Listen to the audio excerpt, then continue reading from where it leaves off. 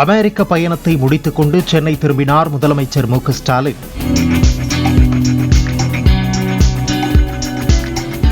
விமான நிலையத்தில் அமைச்சர்கள், கட்சி நிர்வாகிகள், தொண்டர்கள் திரண்டு வந்து வரவேற்பு.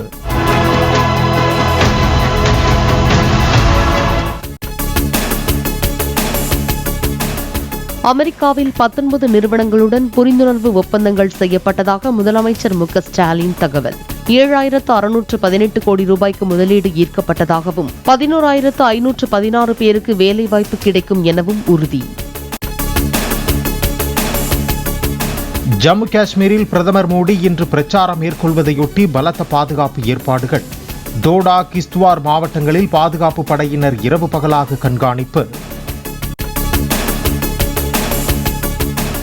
ஜம்மு காஷ்மீரில் பாதுகாப்பு படை மற்றும் காவல்துறை இணைந்து நடத்திய தேடுதல் வேட்டையில் 5 தீவிரவாதிகள் சுட்டுக் கொலை. தீவிரவாதிகள் நடத்திய துப்பாக்கிச் சூட்டில் பாதுகாப்பு படை வீரர்கள் 2 பேர் வீரமரணம். எடப்பாடி பழனிசாமி தலைமையிலான அதிமுக ஆட்சியில் மேற்கொள்ளப்பட்ட புரிந்துணர்வு ஒப்பந்தங்களில் 10% கூட முதலீடாக வரவில்லை. தற்போது போடப்பட்டுள்ள ஒப்பந்தங்கள் மூலம் 100% முதலீடு கிடைக்கும் எனவும் மு க ஸ்டாலின் தகவல். எடப்பாடி பழனிசாமி முதலமைச்சர் இருந்தப்போ முதலீடுகளை இருக்க வெளிநாடு போனதாக சொன்னாங்க. அதில் 10 விழுக்காடு ஒப்பந்தம் கூட நிறைவேறல. அதுக்கான ஆதாரம் என்கிட்ட இருக்கு. அதை சொன்னா உள்ளபடியே இது அவருக்கு பெரிய அவமானமா இருக்கும். அதனால தவிர்த்துறேன்.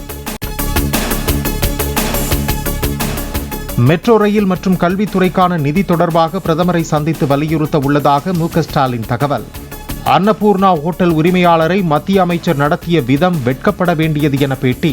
ஜிஎஸ்டி குறித்த தொழில் முனைவோர்களின் நியாயமான கோரிக்கைகளை அவர் முன்வைத்தார் என்பதற்காக அதனை ஒன்றிய அமைச்சர் கையாண்ட விதம் என்பது ரொம்ப வெட்கப்பட வேண்டிய ஒன்று. அதை மக்கள் பார்த்துட்டு இருக்காங்க. கூடிய விரைவில் நீங்கள் எதிர்பார்த்த மாற்றம் நிகழும் என முதலமைச்சர் மு க ஸ்டாலின் கருத்து. அமைச்சரவையில் மாற்றம் இருக்குமா என்ற கேள்விக்கு அமெரிக்காவில் இருந்து திரும்பிய முதலமைச்சர் பதில்.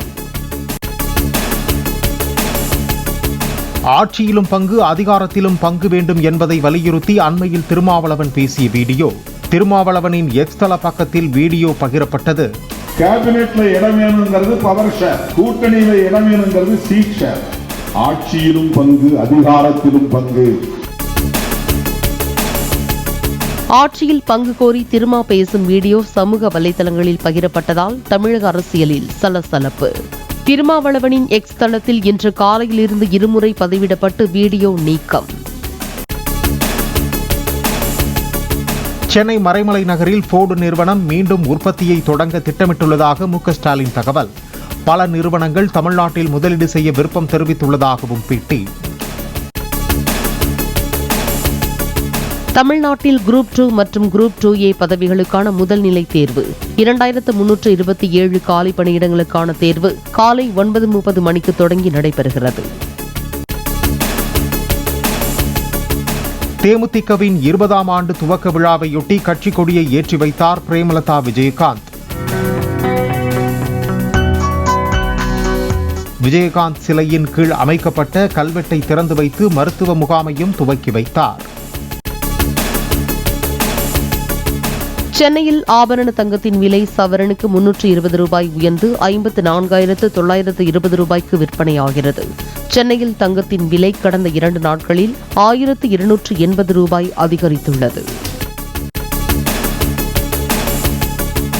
வங்கக்கடலில் உருவான குறைந்த காற்றழுத்த தாழ்வு பகுதி எதிரொலி. சென்னை, கடலூர், நாகை உள்ளிட்ட துறைமுகங்களில் 1ஆம் எண் புயல் எச்சரிக்கை கூண்டு ஏற்றம்.